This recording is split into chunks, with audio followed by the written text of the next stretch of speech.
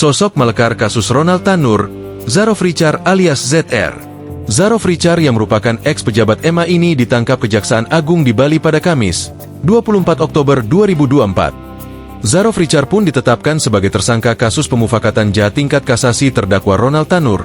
Penetapan ZR sebagai tersangka setelah pemeriksaan tim penyidik pidana khusus Kejagung.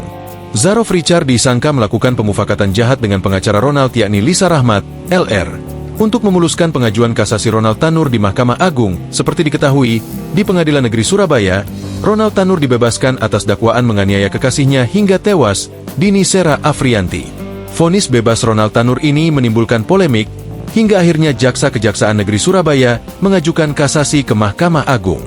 Saat kasasi inilah, pengacara Ronald Tanur, Lisa Rachma mencoba menyuap Hakim MA dengan perantara atau maklar kasus Zarof Richard.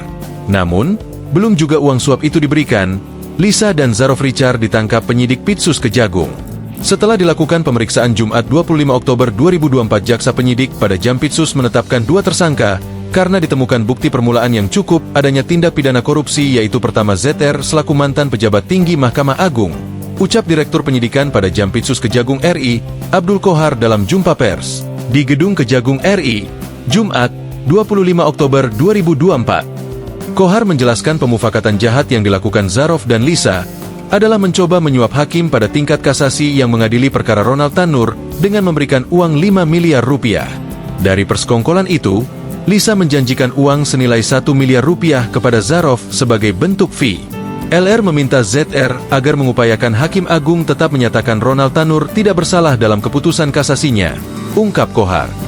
Dan LR menyampaikan kepada ZR akan menyiapkan uang atau dana sebesar 5 miliar rupiah untuk Hakim Agung dan untuk ZR akan diberikan fee sebesar 1 miliar rupiah atas jasanya. Lanjutnya, Kohar menyebutkan bahwa uang 5 miliar rupiah itu rencananya akan diberikan untuk 3 Hakim Agung yang menangani kasasi Ronald Tanur yakni inisial S, A, dan S. Terkait hal ini berdasarkan pengakuan tersangka, Zarof telah bertemu seorang hakim di MA. Akan tetapi, kata dia, uang miliaran rupiah tersebut belum sempat diberikan kepada hakim tersebut. Belum menyerahkan uang, namanya saja pemufakatan jahat. Tapi, apakah betul ketemu atau tidak ini yang kami dalami? Jelasnya, selain Zarof, Kejagung juga menetapkan Lisa sebagai tersangka dalam perkara pemufakatan suap ini. Dalam kasus ini, Zarof dijerat pasal 5 ayat 1 Yungto pasal 15 Yungto pasal 18 UU nomor 31 tahun 1999 Tipikor, sebagaimana telah diubah dengan UU nomor 20 tahun 2021 tentang pemberantasan korupsi.